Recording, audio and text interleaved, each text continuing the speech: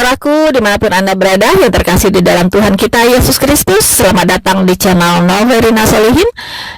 Sekiranya channel ini bisa memberkati Anda semua dengan video-video edukasi, apologetika, dan penginjilan yang ditujukan untuk membangun iman kita sebagai orang-orang percaya dan juga memberikan pengetahuan Alkitabiah tentang firman Tuhan yang boleh kita pakai untuk mempertanggungjawabkan iman kita kepada setiap orang yang memintanya, seperti yang diperintahkan oleh Alkitab.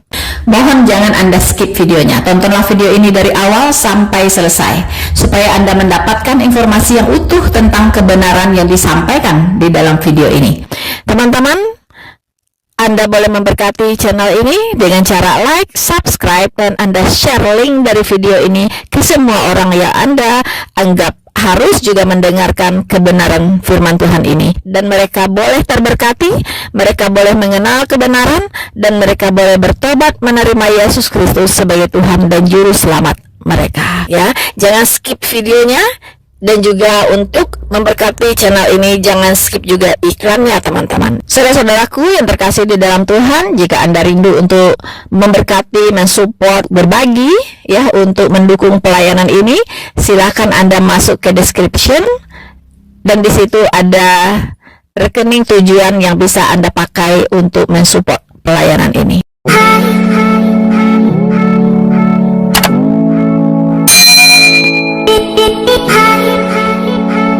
Halo teman-temanku semuanya, dimanapun Anda berada, bertemu lagi dengan saya Rina Solihin dalam channel Rina Menjawab. Teman-teman, saya berharap ya kita semua berada dalam kondisi yang sehat, teman-teman, dan kita bersyukur kepada Tuhan Yesus karena masih memberi kita kesehatan yang baik sampai hari ini. Teman-temanku semuanya, kali ini saya ingin menanggapi ya sebuah ceramah yang saya pikir ini wajib saya counter, teman-teman, ya, karena namanya Yahya Waloni ini semakin berani, teman-teman, ya, untuk menyebar dusta di luar sana, teman-teman. Baiklah, kita akan mendengarkan apa kata Yahya Waloni berikut ini. Sama ada kami ini, intelektual kami sudah tidak percaya kepada kebohongan Bible Chris, dan ruangnya sudah sempit, tak mampu memberikan pengetahuan sumbangsi bagi kemajuan ilmu pengetahuan dunia. Al-Quran kaya dengan penemuan sains dan teknologi, bahkan dalam substansi teorinya mampu dikaji secara saintifik. Itu kitab yang rasional, sistematis, kontekstualis, teologis, dan rasional. Saya kata saya sampai geli, teman-teman, ya. Ya, jadi dia tidak percaya lagi kepada Alkitab, katanya, karena Alkitab itu tidak membuktikan bahwa dia itu bisa memberikan sumbangsih, katanya, kepada ilmu pengetahuan dan teknologi. Ini orang sembarangan bicara, ya, teman-teman, ya. Saya heran waktu dia jadi Kristen baca Alkitab nggak sih? Ya, jangan-jangan dia Alkitabnya cuma dijadikan pajangan di lemari, ya, teman-teman, ya. Jadi logika dia itu ada di mana gitu, ya. Kalau misalnya orang Kristen ini bodoh, ya kan, itu tidak ada ilmu pengetahuan seperti hari ini. Siapa yang menemukan semua ilmu pengetahuan itu, begitu? Itu kan mayoritas orang Kristen, ya kan. Nah, dia menantang, teman-teman, ya, dia menantang. Jadi dia membangga-banggakan satu ayat, berapa ayat gitu, ya, tapi tidak transparan dan tidak jelas, ya, tidak dibahas juga secara ilmiah. Saya ingin membuktikan, ya, bahwa begitu banyak ilmu sains yang sudah diberitahukan oleh Tuhan jauh sebelum orang menemukannya, jauh dari zamannya firman itu diturunkan. Tapi kita akan lihat dulu, karena ini adalah tantangan dari Yahya Waloni. Hei kafir, tunjukkan sama saya di mana satu ayat yang mampu memberikan temuan ilmiah terkait perkembangan sains pengetahuan teknologi. Tolong, satu ayat saja. Kalau data kecil-kecil di meja situ. Karena ruang dari Bible Kristen itu, ini kan semuanya omong kosong semua.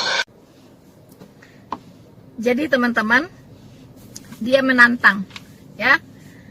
Tolong tunjukkan satu ayat saja, ya, yang sesuai dengan ilmu pengetahuan dari Alkitab. Ya.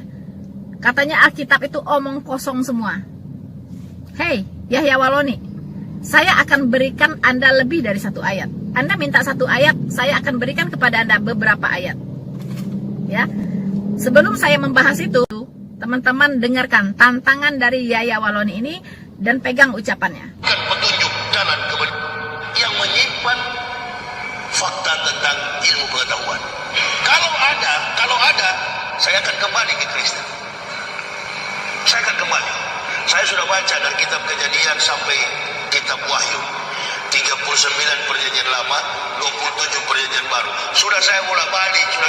Al-Quran pun sudah 8 tahun saya hatamkan. Baca.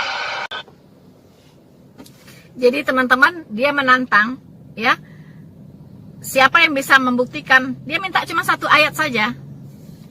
Di dalam Alkitab ada ilmu pengetahuan, ya, ada sains. Untuk itu teman-teman, jangan beranjak dari tempat Anda. Saksikan video ini sampai selesai, karena ini akan lebih seru. Jangan lupa teman-teman dukungan Anda untuk like, subscribe, dan share video ini.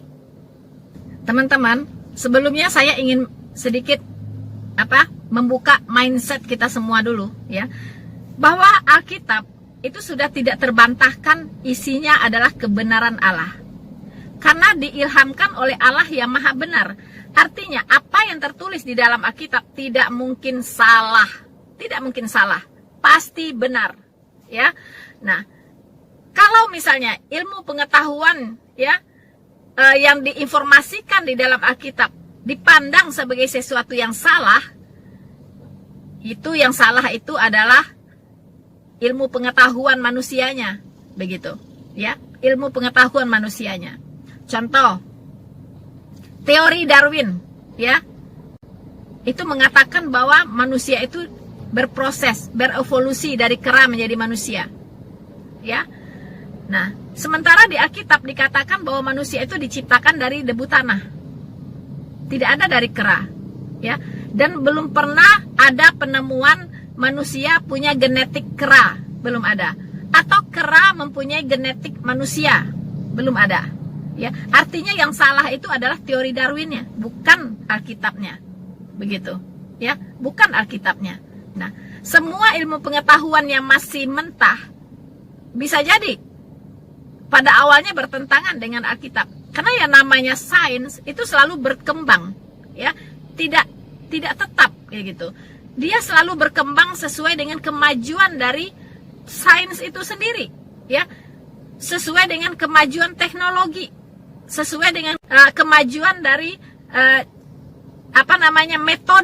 metode pengkajiannya, metode penelitiannya.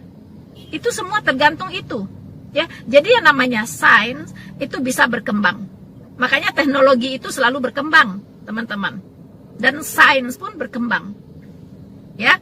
Nah, tapi informasi tentang sains di dalam Alkitab itu tidak bisa dibantah. Tadi si Yahya Waloni meminta satu ayat, ya teman-teman, ya, satu ayat saja katanya yang bisa membuktikan bahwa Alkitab itu sesuai dengan sains. Yahya Waloni, saya akan berikan kepada Anda beberapa ayat, ya, bukan satu ayat. Ini bonus untuk Anda, oke? Ya Waloni, bukti pertama untuk Anda yaitu Yesaya 40 ayat 22, ya. Yesaya 40 ayat 22 itu sudah menginformasikan bahwa bumi ini bulat. Jauh sebelum Copernicus, Galileo Galilei, ya, dan tokoh-tokoh lainnya menemukan, ya, hasil penelitian mereka bahwa bumi itu memang bulat, ya. Yesaya 40 ayat 22 berbunyi, Dia yang bertahta di atas bulatan bumi, ya, Dia yang bertahta di atas bulatan bumi, jelas, ya. Itu jauh sebelum para ilmuwan ini, ya, meneliti bahwa memang benar bumi itu adalah bulat. Ya. Anda harus paham bahwa Alkitab itu bukan buku sains. Ini harus harus dipahami dulu, ya. Tetapi ketika Alkitab menyinggung sains, pasti benar. Pasti benar, ya. Alkitab itu bukan buku sains, tapi adalah buku jalan keselamatan. Ya, adalah buku untuk pertumbuhan rohani, untuk supaya orang punya iman yang benar kepada Tuhan, sehingga mereka diselamatkan, bisa masuk surga Allah yang kekal itu. Jadi bukan buku sains, tetapi ketika Alkitab menyinggung sains, dan tidak ada yang salah, pasti benar. Ini Anda harus camkan baik-baik. Kemudian teman-teman, ya, Alkitab mengatakan di Kejadian 15 ayat 5 bahwa bintang itu tidak bisa dihitung. Tuhan berfirman membawa Abraham keluar, dan Tuhan berkata kepada Abraham, coba lihat ke langit, hitunglah bintang-bintang, jika engkau dapat menghitungnya. Nah, Tuhan kembali menegaskan hal ini kepada Yeremia dengan berkata, ya, dengan berkata, seperti tentara langit tidak terbilang, dan seperti pasir laut tidak tertakar. Ya, itulah jumlah bintang itu tidak tertakar, tidak bisa dihitung, ya, tidak bisa dihitung.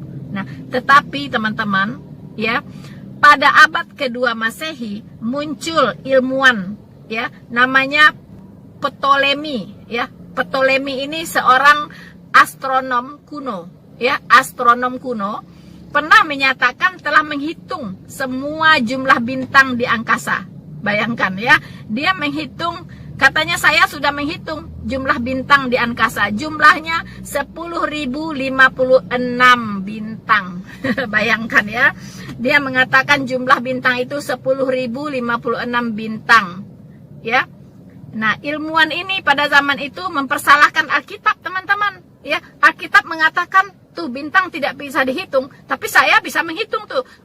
Jumlahnya 10.056 bintang. Nah, teman-teman, tetapi sebagaimana dalam semua kasus lain, ya, ketika pengetahuan manusia semakin bertambah, justru Alkitab semakin nyata kebenarannya, teman-teman, ya. Dan sains-sains yang salah yang harus dikoreksi, ya. Setelah penemuan teleskop-teleskop canggih, ya, itu bisa meneropong segala sesuatu yang ada di luar angkasa dengan jelas, teman-teman. Dan mereka melihat benar bahwa bintang itu begitu banyak sekali, tidak bisa dihitung. Ya, mungkin siapa namanya Ptolemy ini, dia cuman menghitung jumlah bintang yang mengelap-ngelip itu, ya, mengkelap-kelip, mungkin yang besar-besar saja. Kalau besar, kecil, itu bukan dari ukuran bintangnya, tapi dari jaraknya ke bumi, ya. Ada jaraknya lebih jauh, ada jaraknya lebih dekat. Kalau yang lebih dekat tentunya yang besar-besar bintangnya bisa dilihat. Nah, itu yang dia hitung. Tapi yang tidak terlihat, yang ada jauh, itu dia nggak bisa lihat. Karena waktu itu belum ada teleskop, teman-teman. Ya, nah, setelah penemuan teleskop, semakin nyata. Bintang itu begitu banyaknya, teman-teman, ya.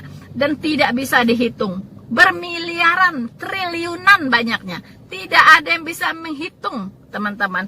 Akhirnya gugurlah teori si astronom kuno ini, teman-teman, ya. Nah, begitu. Jadi jumlah bintang-bintang itu tidak bisa dihitung. Tetapi Tuhan tahu nama setiap dari bintang. Teman-teman, bukan hanya jumlah bintang yang tidak bisa dihitung yang diinformasikan oleh Tuhan, bahkan satu bintang berbeda dengan bintang-bintang yang lainnya. Jadi sangat bervariasi bintang-bintang itu, ya. Satu bintang berbeda dengan bintang-bintang yang lainnya. Seperti manusia, teman-teman, ya. Satu manusia pasti berbeda dengan manusia lainnya. Tidak ada yang sama, ya. Walaupun kembar identik, tidak sama, pasti ada bedanya. Ya, begitupun dengan rupanya dengan bintang-bintang ini, teman-teman. Demikian juga dengan bintang-bintang ini. Satu bintang dengan bintang-bintang yang lainnya tidak sama. Ya, kita bisa baca di 1 Korintus 15 ayat 41. kemuliaan matahari lain daripada kemuliaan bulan, dan kemuliaan bulan lain daripada kemuliaan bintang-bintang, dan kemuliaan bintang yang satu berbeda dengan kemuliaan bintang yang lainnya. Tuh, teman-teman ya. Jadi antara bintang itu berbeda kemuliaannya. Nah, dilihat secara kasat mata, bintang-bintang di langit malam tampak mirip satu dengan yang lain, ya. Jadi kalau malam-malam kelihatannya mirip bintang-bintang itu antara satu dengan yang lain. Kalaupun ada yang lebih terang dan ada yang lebih redup, bisa diduga karena jaraknya berlainan, teman-teman, ya. Tetapi ilmu pengetahuan modern melalui analisis spektroskopi, ya, atas cahaya masing-masing bintang telah menemukan, ya, bahwa memang ada variasi yang cukup besar antara satu bintang dengan bintang yang lainnya. Ya, jadi ilmu pengetahuan kembali membuktikan kebenaran yang disampaikan oleh Alkitab tentang sains, bahwa benar, ya, pengetahuan modern, ya, melalui analisis spektroskopi namanya, spektroskopi, ya, menyatakan bahwa memang benar, ya, antara satu bintang dengan bintang yang lain itu berbeda. Ayo, Yahya Waloni, ya, sudah dua ya. Pertama tadi bumi itu bulat, itu Alkitab yang informasikan. Yang kedua, jumlah bintang tidak bisa dihitung, itu sudah dibuktikan, ya kan, dengan penemuan teleskop-teleskop yang canggih.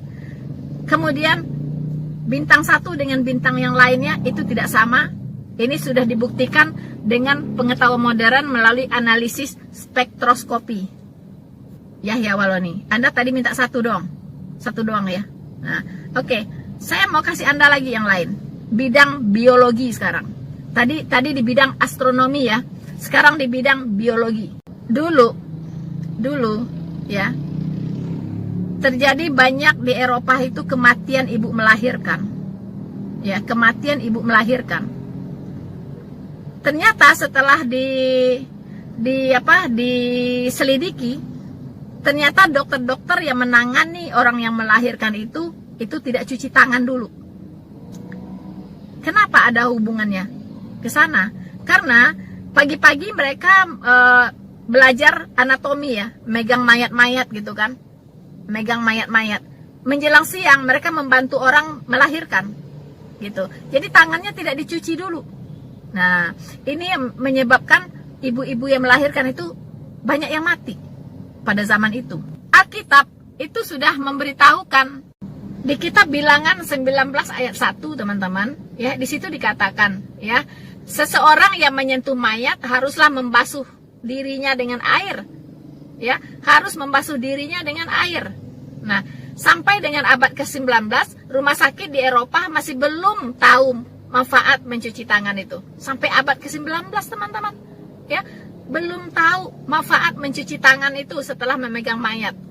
Nah, tapi setelah imbauan itu dilaksanakan, ya, sebelum memegang ibu melahirkan harus cuci tangan terlebih dahulu. Nah, sejak saat itu kematian ibu melahirkan menjadi rendah, menurun, teman-teman. Nah, ini ya, ini catat ya, Yahya Waloni, ya, bahwa Alkitab sudah memberitahukannya terlebih dahulu sebelum ilmu pengetahuan itu menelitinya.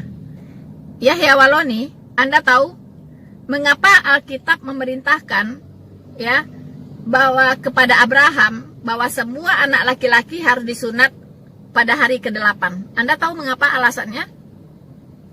Secara sains Anda tahu? Nah, sekarang dengar ya. Di Kejadian 17 ayat 12, ya, itu Allah menyuruh Abraham untuk menyunat semua keturunan laki-lakinya pada hari ke-8. Nah, mengapa demikian? Ternyata Yahya Waloni, ilmu kedokteran modern itu menemukan, ya, bahwa pada hari ke-8 seorang bayi memiliki tingkat protombim, ya. Protombim itu pembekuan darah, ya. Jadi darahnya lebih beku di hari ke-8 itu. Jadi mengapa dianjurkan di hari ke-8? Itu supaya tidak pendarahan saat dia disunat. ya. Nah, itu kedokteran modern menemukan itu, tapi Alkitab sudah jauh-jauh hari ya mengatakan itu gitu, menginformasikan itu bahwa anak bayi sebaiknya ya yang paling bagus disunat pada hari ke-8. Nah, sains membuktikan pada hari ke-8 itu ada tingkat ya, tingkat dari protombin itu tinggi ya. Jadi tidak pendarahan kalau disunat. Nah, sebelum hari ke-8 itu protombinnya rendah. Jadi kalau disunat pasti pendarahan terus, bahkan bisa mengancam nyawa si anak.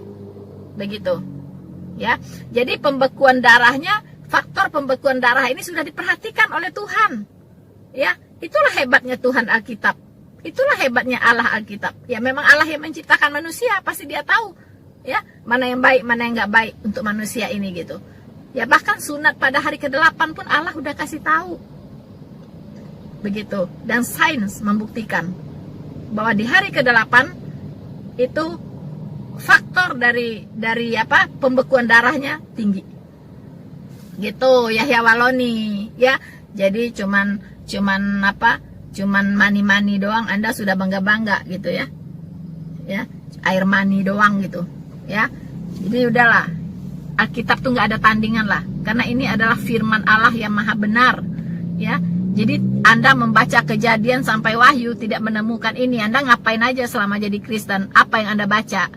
Sebegitu banyak ya sains yang ada di Alkitab ya. Jadi Anda itu sebenarnya yang tidak membaca Alkitab, jadi bohong kalau Anda sudah mencari-cari ya, mencari-cari bertahun-tahun di Alkitab tentang sains. Nggak ada. Nggak tahu saya, Anda katarak atau apa matanya ya. Nah, teman-teman,